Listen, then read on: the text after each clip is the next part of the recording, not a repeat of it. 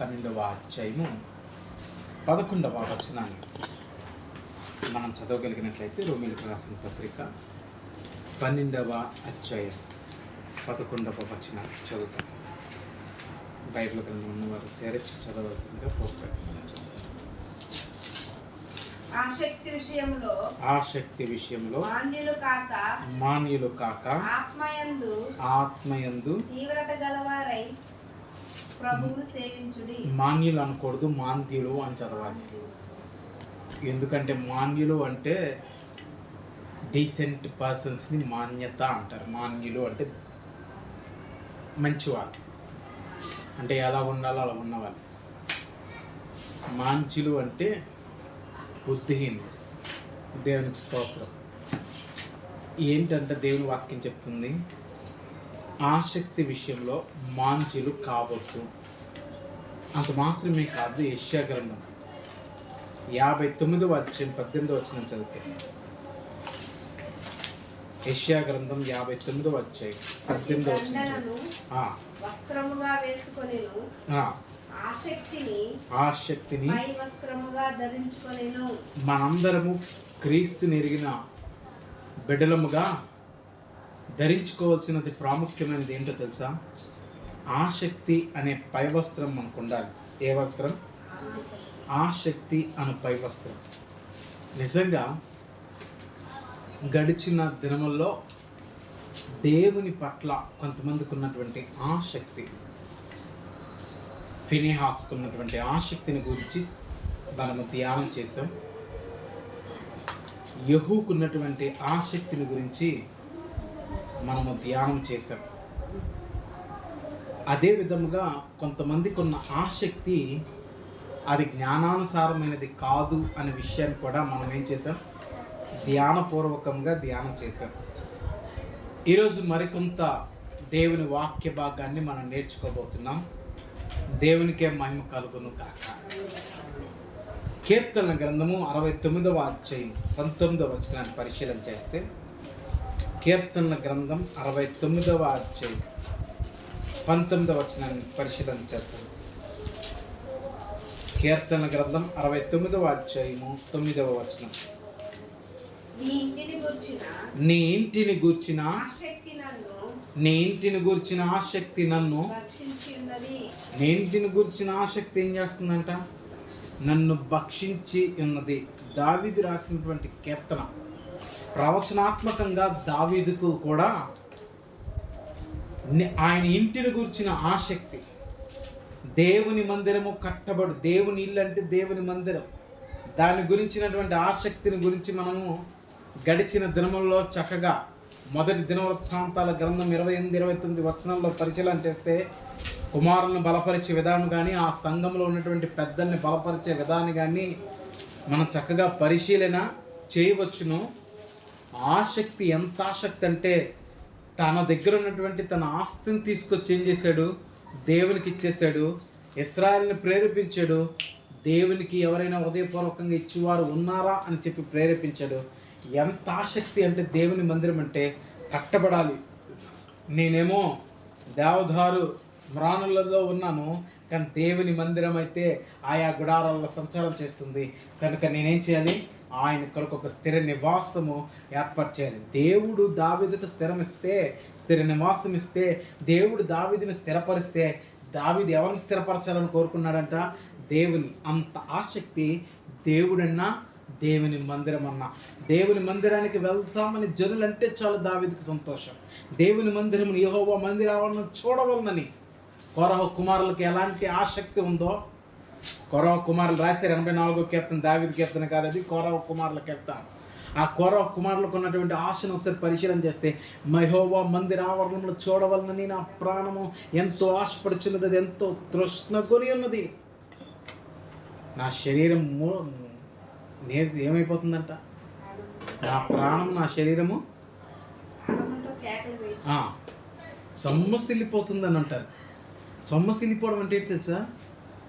దానికి అర్థం ఏంటి తెలుసా? అంత ఆశ, ఆ మందిరాలు చూడాలి అని ఆశ. లేవీలు కోరహు కుమారులు, కోరహు గుంపులో లేనివారు. దేవుని మందిరం కోరహు దేవుని సేవకుడైనటువంటి మోషేకు విరోధముగా లేచినవాడు, దేవుని సేవను ధిక్కరించినవాడు. దేవునికి మహిమ కలుగును గాక. దేవుని ఇంటిని గురించిన ఆసక్తి వారికి ఉన్నది కోరహు కుమారులకి. కానీ కోరహుతో వారు కలవలేదు కుమారులు. తండ్రిని విడిచి దూరముగా దేవుని కొరకు వారికి ఆ ఆసక్తిని వారు తమ కీర్తనలో రాసే భాగంలో వారు కనపరుస్తూ ఉన్నారు. యెహోవా మందిరావరణంలో చూడవలనని. దేవునికి స్తోత్రం. హల్లెలూయా. ఇప్పుడు దావీదు ఇక్కడ అంటున్నాడు, నీ ఇంటికి వచ్చిన ఆసక్తి. ఇది ఒక ప్రవచనం. ఎందుకు ఇది ప్రవచనం? యోహాను సువార్త 2వ అధ్యాయం 17వ వచనం చదువుతాం. యోహాను సువార్త 2వ అధ్యాయము 17వ వచనాన్ని చదవగలిగినట్లయితే, ఆయన శిష్యులు నీ ఇంటిని గూర్చిన ఆసక్తి నన్ను భక్షించునని రాయబడి ఉన్నట్టు జ్ఞాపకము చేసుకున్నారు. నీ ఇంటిని గూర్చిన ఆసక్తి నన్ను ఏం చేసిందంట? భక్షించి ఉన్నదనే మాట. కీర్తన గ్రంథం 49వ అధ్యాయం 9వ వచనం ఈ మాటను శిష్యులు జ్ఞాపకం చేసుకుంటున్నారు. దేవుని ఇంటిని గురించినటువంటి ఆసక్తి ఏంటి? ఎవరికి ఆసక్తి? యేసుక్రీస్తు ప్రభువుకు ఉంది. దేవుని ఇంటిని గురించిన ఆసక్తి ఏంటో తెలుసా? దేవుని ఇల్లు అనగా దేవుని మందిరము. అది సమస్త జనులకు ఏంటంటే అది ప్రార్థనా మందిరం. ఇది సమస్త జనులకి ప్రార్థనా మందిరం. మనం కోరుకోవాలి, ప్రభువా అనేకులు ఈ సన్నిధికి వచ్చి ప్రార్థన చేయాలి. కోరుకోకపోతే, ఆహ్వానించకపోతే, ఎవడైనా వచ్చినప్పుడు కొంచెం నవ్వుతూ ఫేస్ పెట్టాలి. కానీ మనం ఎవరు? నా ఫేస్ ఎంత? వాళ్ళకేం అర్థమవుతుంది? నీ ఫేస్ అంతా నాకు తెలియదు కదా. నీ ఫేసు అలాగే ఉంటుంది, నా ముఖం ఎంతే అను. వారు రాగానే కొంచెం చిరునవ్వు. అసలు ఎక్కువ ఆరాలు కూడా తీయకూడదు తెలుసు. ఎవరైనా వస్తే ఎక్కడి నుంచి వచ్చావు, ఏ ఊరి మంది, ఇవి కూడా అడగకూడదు. నిజాన్ని చెప్పాలంటే అడిగితే కొంతమందికి నచ్చదు. వాళ్ళ విధానాలు చూసి అడగాలి, వాళ్ళ విధానాలు చూసి మాట్లాడాలి. ఎక్కడి నుంచి వచ్చారు అని అడిగితే వాళ్ళకి నచ్చకపోవచ్చు కొన్నిసార్లు. కానీ ఎప్పుడైనా గుర్తుపెట్టుకోండి, ఒక విషయం చెప్తున్నాను సంగమా, ఎవరైనా వస్తే నవ్వుతూ రెండమ్మ అని నవ్వు. నీ ఫేస్ ఎట్టా మొహం పెడతాడు, ఎట్టా వస్తాడు. మేము రావడం వాళ్ళకి నచ్చట్లేదు అనుకుని అటు నుంచి వెళ్ళిపోతున్నా. తెలుసా విషయం మీకు? ఓపెన్గా మాట్లాడుతున్నా. మేము వస్తే వాళ్ళకి నచ్చట్లేదు. ఎందుకు నచ్చట్లేదు? ఫేస్ కొంచెం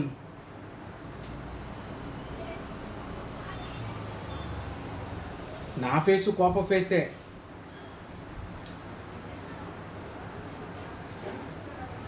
కానీ మనం ఏం చేయాలి? మన మొక్క కవలికలు మార్చుకోగలగాలి. మారదనొద్దు. ప్రవ్వా మేము ఆహ్వానించు వారిగా ఉండాలి. ఈ మందిరము సమస్త జనులకు ప్రార్థన మందిరం. ఎందుకు కట్టుకున్నావు? ఊరికే కట్టుకున్నావా? ఊరికే ప్రేరేపణ ఇచ్చావా? ఊరికే కడతానని మాట ఇచ్చావా? ఊరికే కాదు కదా ప్రభు. సమస్త జనులకు ప్రార్థన మందిరంగా ఇది ఉండాలి. సమస్త జనులు నీ మందిరానికి వచ్చి ఆనందించాలి. నా మందిరంలో నేను వారిని ఆనందింప చేసేదును అని నీ లేఖనం, నీ వాగ్దానం నీ మందిరంలో స్థిరపరచబడాలి. ఇంటిని గురించిన ఆసక్తి అలా ఉంటే హల్లెలూయా, మంట రగులుతుందండి. మండుతుంది. ఇంకా బలిపీఠం, సంఘం మండుతుంది, బలిపీఠం మండుతుంది. అంత మంటే ఉంటుంది. హల్లెలూయా. ఏముంటుంది? అంత మంటే. అది రావాలి. ఆ మంట ఎలా ఉంటుందంటే ఇతరులకు ఆశీర్వాదకరమైన మంట, ఇతరులను దీవించే మంట. మంట అనొద్దు, మండుట. అంటే మంట అంటే మళ్ళీ తప్పుగా అర్థం చేసుకుంటుందని మండటం మంచి అని అంటున్నా. ఇతరులకు అంటే ఇప్పుడు చూడండి, కట్టె మండాలా వద్దా? మండితే వంట వండుతాం. ఆ వంట అనేకులకు. కట్టెల పొయ్యి మీద ఏదైనా వండితే ఎంతో రుచి. మన జీవితంలో ఉండాలి అలాంటి మంట, అలాంటి మండుట మనకు ఉండాలి. ఇది సమస్త జనులకు ప్రార్థన మందిరము. రెండోది, అక్కడ వేసి ఏం చేశాడు? వెళ్ళగొట్టాడు. ఏం వెళ్ళగొట్టాడు? దేవాలయంలో ఎడ్లను, గొర్రెలను, పావురములను అమ్మువారిని, రోకలు మార్చువారిని కూర్చుండట చూచి తాళ్ళతో కొరడాలు చేసి గొర్రెల ఎడ్లని దేవాలయం నుండి తోలివేసి, రోకలు మార్చువారు రోకలు చెల్లివేసి, వారి బల్లలు పడవేసి, పావురాలు అమ్మవారితో వీటిని ఇక్కడ నుండి తీసుకుని పోండి. నా తండ్రి ఇల్లు వ్యాపారపటి ఇల్లుగా,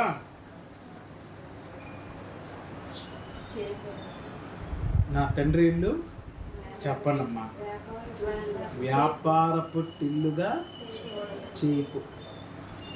చేయకుడని ఏమైపోయిందంటే తండ్రి ఇల్లు. ఇంటిని గురించిన ఆసక్తి ఉంటే వ్యాపార ఇల్లు అవదు, అవుతుందా? ఆ ఇంటి మీద వ్యాపారం చేయడు ఎవడు, కానీ ఆ ఇంటి మీద వ్యాపారం చేసే వ్యాపారస్తులు చాలామంది అయిపోయారు. దేవుని ఇంటి మీద వ్యాపారం, దేవుని మీద వ్యాపారం, దేవుని ఇంటి మీద వ్యాపారం. వాళ్ళు ఏమమ్ముతున్నారు? ఎడ్లు నమ్ముతున్నారు. నిజంగా దేవుని ఇంటిని గురించిన ఆసక్తి ఉంటే ఎడ్డు నమ్మం, పావురాలు నమ్మం, గొర్రెల్ని అమ్మం. తెలుసా? ఆహాబ్ తను తాను నమ్ముకున్నటువంటి వాడు, తను నమ్మేసుకున్నాడు. ఎడ్లు దేనికి సాదృశ్యం? నీ బలం. ఎడ్లు బలం, బలమునకు సాదృశ్యం. దేవుని మందిరంలో బలం, పూర్ణ బలముతో దేవుని ప్రేమించాలని దేవుని వాక్యం చెప్తుంది కదా. బలం, బలముకు సాదృశ్యం. బలం నమ్మద్దు, దయచేసి చెప్తున్నాను. నీ బలాన్ని రాజులను నశింపచేయి స్త్రీలకు ఇయ్యకము అని ఉంటుంది బైబిల్లో. వాళ్ళు ఏం చేస్తారు? రాజులను నశింపజేస్తారంట. నీ బలాన్ని అమ్మొద్దు. దేన్ని నమ్మొద్దు? బలాన్ని నమ్మొద్దు. బలాన్ని నమ్మటం అంటే నీ శక్తి, నీ బలం దేవుని పని కొరకు ఉపయోగించాలి. కానీ ఏం చేసి మీ బలాన్ని తీసుకెళ్ళి వేరే పనులకు, దేనికి? వేరే పనులకు ఇచ్చి వేస్తున్నావేమో చూసుకో. బలమంతటితో దేవుని ప్రేమించాలని దేవుని వాక్యం ఉంది. నీ బలం ఏంటి నీకు తెలుసు, నీ బలం ఏమిటో నీకు తెలుసు. ప్రత్యేకంగా ఇప్పుడు ఒక వర్తమానం నేను అందించక్కర్లేదు. నీ బలం ఏమిటో నీకు తెలుసు, నీ బలం ఏమిటో నువ్వు బాగుగా ఎరుగుతావు. ఆ బలాన్ని తీసుకెళ్ళి ఎవరికి అమ్మొద్దంట. బలాన్ని తీసుకెళ్ళి బలం తీసుకెళ్ళి ఇప్పుడు బలం ఎక్కడ ఉంటుంది తెలుసా? పరిశుద్ధాత్మ మీ మీదకి వచ్చినప్పుడు మీరు ఏం పొందుతారు? శక్తిని పొందుతారు. ఎలా వస్తాడు పరిశుద్ధాత్ముడు? బలముగా దిగి వస్తాడు. ఎలా వస్తాడు అంటే నీ అభిషేకాన్ని అమ్మొద్దు. ఇంకా లోతుకెళ్తే నీ అభిషేకమును అమ్మయ్యొద్దు. దయచేసి చెప్తున్నాను. ఈరోజు ఒక సేవకుడు వస్తే బేరం. అసలు దేవుని ఇంటిని గురించిన ఆసక్తి గలవాడు ఏం చేస్తాడు? ఈ బేరగాడితో నాకెందుకురా, ఈ బేరగాడితో నాకెందుకు బేరం కదా. నేను వస్తాను, ఎంత ఇస్తారు? 20,000 ఇస్తారా? 50,000 ఇస్తారా? 40,000 ఇవ్వండి, వస్తాను.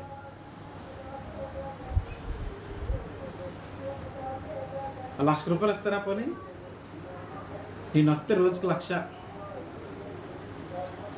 నేను వస్తే రోజు సేవకుడు వస్తున్నాడు ఒక ప్రాంతానికి. ఆయనకి ఎలాగుండాలి ఆశ? ఆ ప్రాంతంలో నేను వాక్యం చెప్పాలి, అక్కడ అనేకులు మార్చబడాలి, దేవుని వాక్యం ఆ ప్రాంతానికి వెళ్ళాలని అన్నీ. అంటే మామూలుగా పెట్టుకుంటున్నటువంటి పాస్టర్ గారు ఫోన్ చేసి, అయ్యా సేవకులు ఏమైనా తింటారా?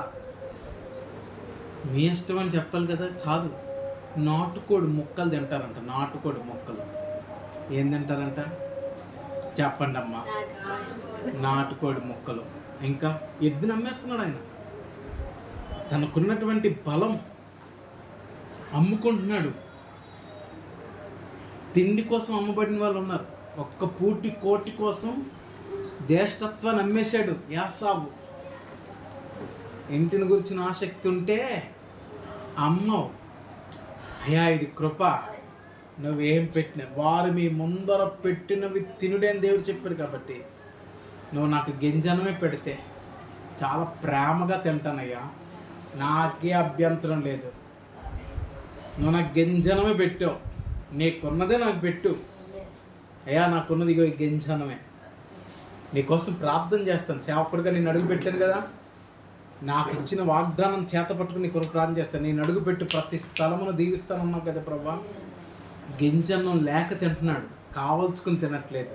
ఇప్పుడు గింజనం తింటే ముఖం బాగుంటుందని కొంతమంది ఉదయాన్నే గింజనం తింటారు తెలుసు మీకు, ముఖ అందం కోసం. గింజనం తింటే మంచి అందంగా ఉంటుంది ముఖం. అది తెలియక టిఫిన్లు వెంబడి పడింది ఈ ప్రపంచం. దేవునికి స్తోత్రం. నిజంగానే చెప్తున్నా, నేనేం అబద్ధం చెప్పట్లేదు. మీకు తెలీదా అంటే నేను కొంతమందిని చూసి మేము గింజనం తింటాం అన్నది. ఎందుకు తెలుసా? మేము గింజనం తింటే మా ముఖం బాగుంటుందని చెప్పి గింజనం తింటాం, గుళ్ళిపై ఖచ్చితంగా వచ్చుకుంటాం. ఇది ఒకటి ఉందో సూత్రం అని. మనకి ఎంతసేపు ఇడ్లీ, దోశ, ఉప్మా, అమ్మా పూరి, బోండం,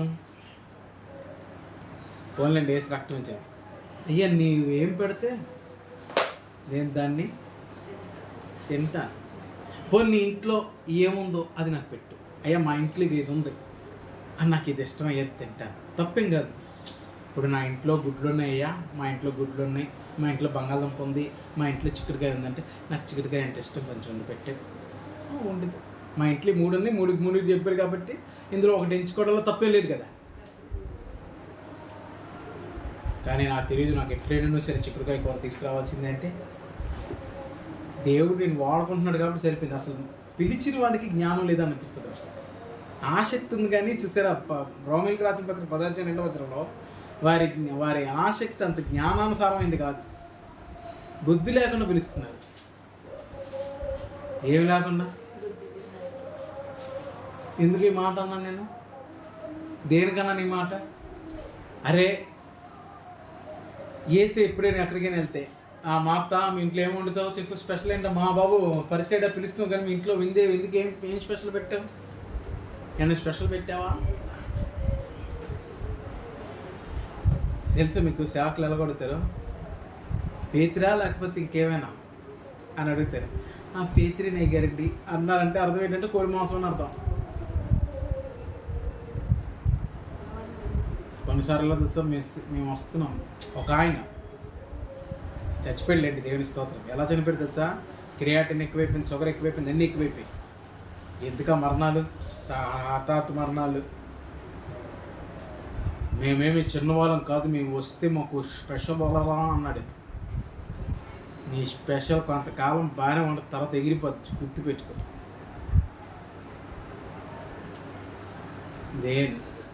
ఇంకో విషయం తెలుసా? 100 మంది నా విషయంలో డిమాండ్ చేస్తారు కానీ నేను ఎవరి విషయంలో డిమాండ్ చేయలేదు. నాకు ఇది వండు అని ఏ రోజు అనలే. నాకు బాగా క్లోజ్ అయితే ఏరే ఏం చేయాలంటే ఏముండదు పెట్టు, లేకపోతే అది దొరుకుతుందా అది నా భాష. ఎందుకంటే బాగా స్నేహం, బాగా మంచి క్లోజ్నెస్ ఉంటే అలా అడుగుతాం, లేకపోతే మీరు ఏం పెడితే అదే. ఎద్దుని అమ్మేస్తావా? దేవుడు ఏం చేసాడు? ఎల్లగొట్టాడు. అది ఇంటిని గురించిన ఆసక్తి. మనకు ఎద్దుని అమ్మేస్తున్నా సరే, రండి సార్ రోజుకి ₹1,00,000 అంట, అమ్మ ప్రార్థన చేయండి అమ్మ, రోజుకి ఆయనకి ₹1,00,000 ఇవ్వాలంట, 2 లక్షలు ఇవ్వాలంట, 2 రోజులు వచ్చినందుకు, ఆయనకి స్పెషల్గా ఒక ఫ్లైట్ రావాలంట. వద్దులేండి, నాకు కోపం వచ్చి మళ్ళీ నేను అంటే మళ్ళీ బాధపడతాను. ఏం బస్ మామూలుగా రాలేడా? ట్రైన్లో రాలేడా? ఏమ్మా చెప్పండి తల్లి, రాలేడా? రావచ్చా? దేవుడా మేఘాలుడై వచ్చుచున్నాడు అన్నట్టుగా మేఘాల మీద రావాలి, ఇంకా నేల మీద రావడానికి లేదు. ఒక ఇంట్లో ఉండలేడా? ఒక ఇంట్లో ఉండొచ్చా?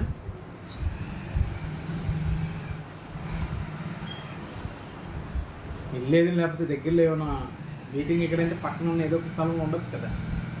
అక్కడే ఉండాలి, మేము ఇక్కడే ఉంటాం. అదేంటో విచిత్రమైనటువంటి. నేను చూసాను కొన్ని సంఘాల్లో ఉన్నటువంటి విధానాలు, నాకు తలకాయ నొప్పి వచ్చేసి వీళ్ళకి అసలు దేవుడు ఎప్పటికీ ప్రత్యక్షం కాడేమో అనిపించింది. వీళ్ళు వెళ్ళరు, వీళ్ళని వెళ్ళరు. దేవునికి మహిమ. రెండోది ఏమి అమ్మేస్తున్నారు? గొర్రెని అమ్మేస్తున్నారు. నీ బలాన్ని నమ్మొద్దు అని మొదటి నేర్చుకున్నాం. గొర్రె ఎద్దేం బలం, మరి గొర్రె వెంబడించేది. గొర్రె కాపరి మీద ఆనుకునేది. కాపరి పైన మాత్రం ఆధారపడేది. మన కాపరి ఎవరు? యెహోవా నా కాపరి. యేసుక్రీస్తు ప్రభువు అంటారు, నేను గొర్రెలకు మంచి. మనం ఆయన పైన ఆనుకోవాలి, ఆయన పైన ఆధారపడాలి, ఆయనతోనే ఉండగలగాలి. అవునంటారా? లేదు కాదులేండి, మేము ఆయన పైన ఆధారపడటం ఏంటి? ప్రతిదానికి ఆయన పైన ఆధారపడతామా? ఆయన పైనే ఆధారపడాలి. మనం ఎవరిపైన ఆధారపడాలి? ఆయన పైనే. ఓకే, ఇప్పుడు చెప్తున్నా. అంటే ఈ ఆధారం తీసుకెళ్ళి అమ్మేస్తున్నారు, లోకానికి ఇచ్చేస్తున్నారు. కొన్ని ఒక విషయం చెప్తున్నా, కొన్ని బాధపడితే బాధపడ్డారు, కానీ క్రైస్తవుడు ముహూర్తాన్ని విచారించకూడదు.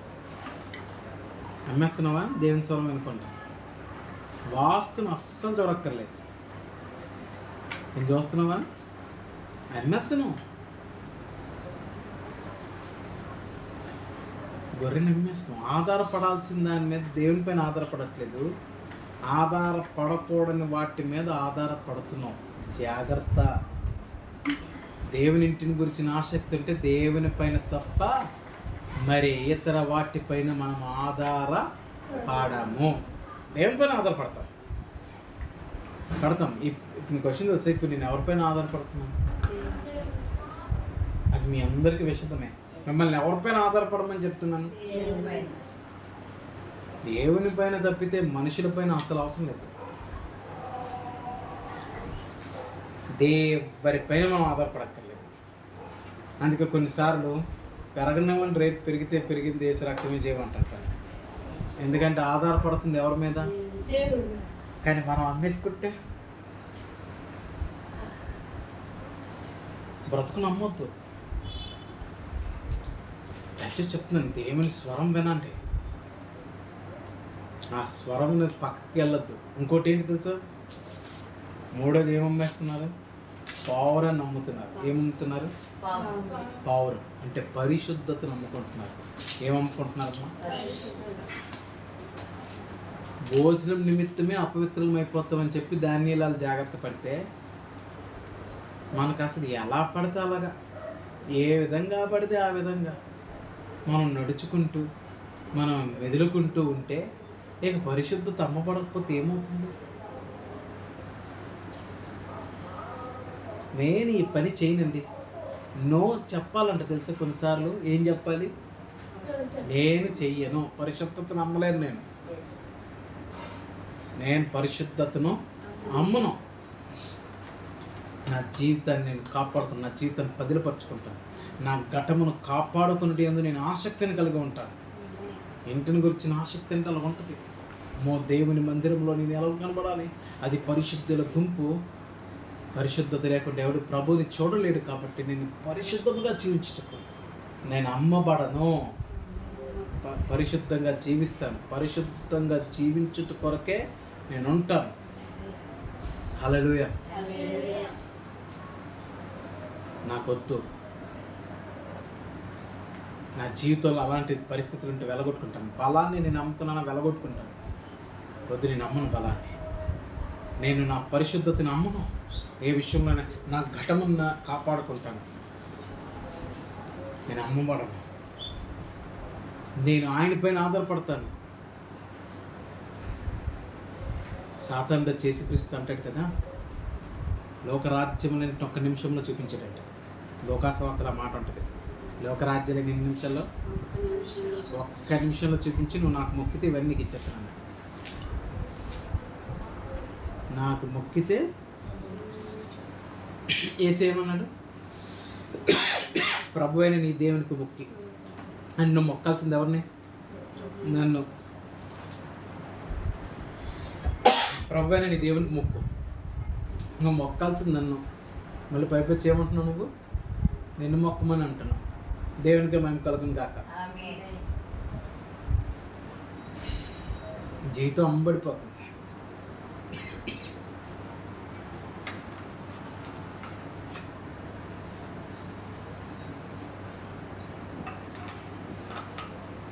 మంచిది, ముందుకు వెళ్దాం. ఇంకేం అమ్మేసుకుంటున్నారు? రోకలు మారుస్తున్నారు. ఏం మారుతున్నారమ్మా? రోకలు అంటే విలువ. నీ విలువను మార్చేసుకోవద్దు. నీకు ఒక విలువ ఉంది, ఆ విలువను అలా కాపాడుకో. ఇంటిని గురించిన ఆసక్తి అలా ఉంటుంది. ఆమె ఇంటిని గురించిన ఆసక్తి అది. దేవుని ఇంటిని గురించిన ఆసక్తి ఉంటే నీ విలువ మార్చబడదు. సమాజంలో నీ విలువ తగ్గిపోకూడదు. నువ్వు క్రైస్తవుడు అనే క్రైస్తవ విలువలు పాటించేవాడుగా ఉండాలి. ఎలా ఉండాలి? క్రైస్తవ విలువలు పాటించాలి. అంతేగాని లోకంలో వాళ్ళతో పాటు కలిసిపోయి వాళ్ళతో పాటు ఉంటూ వాళ్ళతో మాట్లాడొద్దు నేను ఎప్పుడు చెప్పలేదే. కానీ జాగ్రత్త, వాళ్ళు అన్యాయం మాట్లాడితే నువ్వు దాన్ని సపోర్ట్ చేయొద్దు. నువ్వు నీతిగా ఉండాలి అంతే. నేను ఈ విషయంలో ఇది నా నిర్ణయం, నా స్టాండ్ ఇది. నేను ఇందులో నుంచి తప్పిపోను. అంత కృపలో బ్రతుకుదుము గాక. ఇంకా కొంచెం ముందుకెళ్తే యెషయా గ్రంథం 26:9 చూడండి. యెషయా గ్రంథం 26:9. రాత్రి వేళ నా ప్రాణముని నాశించుచున్నది, నాలో ఉన్న ఆత్మ ఆసక్తితో నేను ఆశ్రయించుచున్నది. నాలో ఉన్న ఆత్మ దేవుని పట్ల ఎంత ఆసక్తిని కనపరుస్తుందో చూడండి. దేవుని స్తోత్రం. రాత్రి వేళ నా ప్రాణం ఎవరు నాశిస్తుంది? అమ్మా, దేవుని ఆశిస్తుందంట. నిజంగా ఒక రోజు ఒక రాత్రి దైవచనులు పడుకుంటుండగా, ప్రార్థనాపూర్వకంగా పడుకుంటారు కదా దైవచనులు. కొంతమంది పడుకోలేదు, కొంతమంది ప్రార్థనాపూర్వకంగా ప్రభువుని తలుచుకుంటూ పడుకుంటున్నారు. అప్పుడు దేవుడు అతనికి ఒక మంచి విషయాన్ని, అద్భుతమైన విషయాన్ని బయలుపరిచాడు. ఏంటి తెలుసు ఆ విషయం? మోషే చేతులెత్తినప్పుడు ఇశ్రాయేల్ గెలిచారు, మోషే చేతులు దించినప్పుడు ఇశ్రాయేల్ ఓడిపోయారు. తెలుసు కదా సందర్భం. ఆసక్తి ఉంటే అలాంటి బయలుపాట్లు ఉంటాయి. అంతేగాని కొత్తగా ఏంటి దేవుని స్తోత్రం. బయలుపాట్లు అంటే మనం కొత్త కాదు, వాక్యమునే దేవుడు బయలుపరుస్తుంటాడు. తదార్థం వినండి. చేతులు ఎత్తినప్పుడు ఇశ్రాయేల్ గెలిచారు, చేతులు దించినప్పుడు ఇశ్రాయేల్ ఎంతమంది చనిపోతుంటారు ఆ చేతులు దించినప్పుడు. ఆ చేతులు స్థిరంగా సాయంకాలం వరకు నిలవాలని అహరోను ఊర్లు ప్రయాసపడ్డారు. వాళ్ళ ఆసక్తి. మోషే చేతులు దించితే ఓడిపోతున్నారు. ఎంతమంది చనిపోయి ఉంటారు ఆ చేతులు దించినప్పుడు. దైవజనుడుగా నువ్వు ప్రార్థన చేయకపోతే కూడా అంతమంది నశించిపోతుంటారు. నిజమే కదా అనిపించింది. అందుకే అందరి కోసం, చుట్టుపక్కల ఉన్న వారందరి కోసం ప్రార్థన చేస్తూనే ఉంటాం.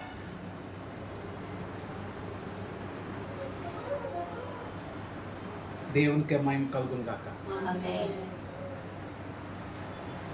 అర్థమవుతుంది ఈ మాటలో? ప్రభువు మిమ్మల్ని దర్శించును గాక. ప్రభువు మిమ్మల్ని దర్శించును గాక. ఆసక్తి, దేవుని పట్ల ఉన్న ఆసక్తి, దేవునికి స్తోత్రం. కొంతమందికి ఆసక్తి దేని యందు? నిద్ర యందు ఆసక్తి అంటే కొంతమంది. దేని యందు ఆసక్తి? రైట్, మంచిది. ముందుకు వెళ్దాం. చదువుదాం. అపోస్తల కార్యములు 17వ అధ్యాయం 11వ వచనాన్ని చదువుతాం. అపోస్తల కార్యములు 17వ అధ్యాయం 11వ వచనం. మీరు తెస్సలోనికలో ఉన్న వారి కంటే గనులై ఉండిరి గనుక ఆసక్తితో వాక్యమును అంగీకరించి. చాలు. ఆసక్తితో వాళ్ళు ఏం చేసిన పద్ధతి, వారి ఆసక్తిని గురించి చూస్తే ఆ సంఘం ఎవరు అంటే బెరియా సంఘస్థులు. ఎవరది? బెరియా సంఘస్థులు. బెరియాకు పంపించిరి. చూడండి 10వ వచనం చదివితే, వెంటనే సహోదరులు రాత్రి వేళ పౌలును శీలను బెరియాకు పంపించిరి. వారు వచ్చి యూదుల సమాజ మందిరంలో ప్రవేశించిరి. వీరు తెస్సలోనికలో ఉన్న వారి కంటే గనులై ఉండిరి కనుక ఆసక్తితో వాక్యమును అంగీకరించారంట. దేంతో వాక్యం అంగీకరించారు? చెప్పుతున్న వాక్యాన్ని ఆసక్తితో అంగీకరించారు. అసలు చెప్పబడుతున్న వాక్యం దేంతో అంగీకరిస్తున్నారు మీరు అందరూ? పాపంతో, తప్పదని. అవునా? కాదు కదా. Praise the lord. ఆసక్తేనా? అంటే ఆసక్తి అంటే ఇంట్రెస్ట్ ఉందో వాక్యం వినడానికి? ఎంతమందికి ఉంది ఇంట్రెస్ట్ వాక్యం వినడానికి? స్తోత్రం, హల్లెలూయా. ఆసక్తితో వాక్యం ఏం చేశారంట? అంగీకరించారు. ఆసక్తితో ఎవరైతే వాక్యాన్ని అంగీకరిస్తారో వాళ్ళు ఏం చేస్తారు తెలుసా? లేఖనాలు పరిశోధిస్తారు. ఆసక్తితో వాక్యం అంగీకరించిన వాడు ఏం చేస్తాడు? ఆసక్తితో వాక్యం అంగీకరించకపోయిన వాడు ఏం చేస్తాడు తెలుసా? లేఖనాన్ని ఏమాత్రం పరిశోధించడు, పిచ్చి పిచ్చి పలుకులన్నీ పలుకుతూ ఉంటాడు. ఆయన చెప్తున్న వాక్యంలో అంత పసలేదు. అసలు ముందు చెప్పిన వాక్యంలో వాక్యం అలా ఉందా లేదా? నిజంగా దేవుడు అలాగే మాట్లాడా, లేకపోతే ఆయన మాటల్లో ఏమైనా అంతరార్థం ఏమిటి అని లేఖనాన్ని పరిశోధించకుండా కొన్నిసార్లు ఏం చేస్తారు తెలుసా? చాలామంది, ఒక వ్యక్తి ఉన్నాడు, ఆ వ్యక్తి ఒక తల్లి చెప్తుంది అతని గురించి సాక్ష్యం, అన్నా నీకు తెలియదన్న అతని గురించి, ఏదైనా సరే నువ్వు ఏమన్నా చెప్పు, దాన్ని తనకు అన్వయించేసుకుంటాడు. ఇంకా గొప్ప వాటన్నిటిని తానే అన్నట్టుగా చేసేస్తాడు, తనకు అనుకూలంగా మాట్లాడతాడు. తెలుసా మీకు తెలీదు? కొన్నిసార్లు నేను కూడా విన్నాను అతడివి. అక్కడ జరిగిన సన్నివేశం ఒకటి ఉంటే ఇతడు చెప్తున్న సన్నివేశం ఇంకోటి ఉంటుంది అనమాట. జరిగిన సన్నివేశం అంటే అనుకూలంగా నేను నేను నేను అనుకూలంగా మాట్లాడేసుకుంటాడు. కొన్నిసార్లు వేరే వ్యక్తులు ఏమైనా ఒక విషయాన్ని బయలుపరిచారు అనుకుందాం, ఒక విషయాన్ని వాళ్ళకి బయలుపరిచి చెప్పారు, వెంటనే దాన్ని ఏం చేస్తాడంటే ఇతరులకు చెప్పాలి కదా, అమ్మో ఒకవేళ వీళ్ళు వాళ్ళకి చెప్పేస్తాడేమో, అప్పుడు వెంటనే వీళ్ళకి దేవుడు నాకు ఇందాకలో కొత్త విషయాన్ని బయలుపాటు చేశాడు అని వాళ్ళు చెప్తాడు అనమాట. తీరా చూస్తే బయలుపాటు వేరే వ్యక్తికి అయ్యి ఉంటుంది. ఆ వ్యక్తి వచ్చి ఆ మాట మాట్లాడగానే మొన్న ఆయన కూడా అది చెప్పారే, ఆయననే మీకు చెప్పారంటే కాదని మేము చెప్పాము, మీరు చెప్పారా, మరి అదేంటి దేవుడు నాకు బయలుపరిచారని ఆయన అంటున్నాడు. కానీ ఈ బాధలు చూడండి. అంటే ఏదైనా సరే కొన్నిసార్లు ఎలాగంటుంది, మేము మాట్లాడుకుంటున్నప్పుడు అంటే మేము అంటే రెడ్డిగూడెం ప్రాంతంలో ఉండేటప్పుడు సహోదరులంగా కూర్చొని మాట్లాడుకునేవాళ్ళం. అరే చాలామంది సేవకులు అనబడుతున్న వాళ్ళు లేక సంఘంలో కొంతమంది వాక్యంలోనికి వాళ్ళు మలవబడాలి కదా, కానీ వాక్యం వాళ్ళకు అనుకూలంగా మలిచేసుకుంటున్నారు. ఎలా చేసేస్తున్నారంట? వాక్యాన్ని వాళ్ళకు అనుకూలంగా మలిచేసుకుంటున్నారు. కానీ వాక్యంలోకి ఏమవ్వాలి? మనం మలచబడాలి. అది కదా దేవుడు కోరుకుంటుంది. దేవునికి మహిమ కలుగునుగా, దేవునికి మహిమ కలుగునుగా. వాక్యంలోనికి మలవబడండి. వాక్యం మర్చేసుకోవద్దు, నీకు అనుకూలంగా వాక్యం మర్చేసుకోవద్దు. నువ్వు నిజంగా చేయట్లేదా? ప్రభా, వాక్యం నేను చదివాను, వాక్యాన్ని పరిశోధించాను, సేవకుడు చెప్పినట్లుగానే ఉంది, నేను చేయలేకపోతున్నాను, నాకు కృపనివ్వండి. నిన్ను ఆశ్రయించు వారికి నువ్వు ఏ కొరత కొదువు లేకుండా, చిన్నపిల్లలు ఏమి కలుగుతాయి కానీ నాకైతే కొదువునివ్వవు కదా, నేను ఖచ్చితంగా ఈ విషయంలో కొదువు లేకుండా నేను జీవించాలి ప్రభువా అని చెప్పి కోరుకు ఖచ్చితంగా దేవుడు నేను దీవిస్తాడు. మా ఈ వాక్యం మనం ఇంటిలో ఫలభరితముగా మార్చును కాక. తలలో వచ్చండి, ప్రార్థన చేసుకుందాం. తలలో